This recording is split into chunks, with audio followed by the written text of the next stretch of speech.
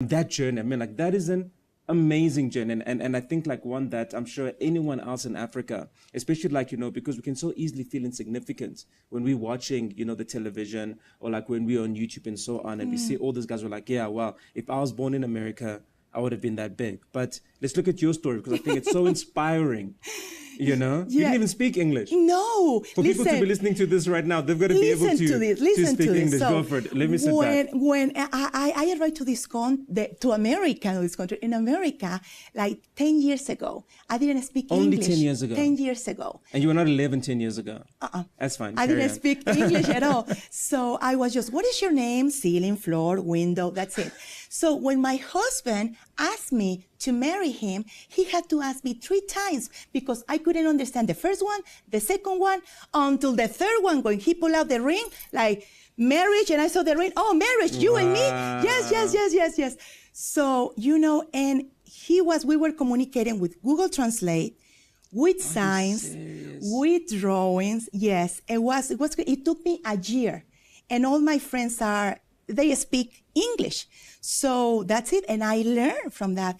But sometimes I was feeling like Moses, like a stutter, like God. I was like having kind of those conversations with God, like, why you are sending me to lead worship and now to preach, because I'm preaching now in English. Wow. In English, I couldn't do it in my comfort zone, in the zone, in Spanish. I can do it. But when God take you out from your comfort zone and you trust what God called you to do, and it's when you put in alive what the word says, that He is strong in your weakness. Amen. That's right. So my weakness was the English, the language. So how am I going to do that? And God told me, open your mouth and I will put the right words in you. Wow.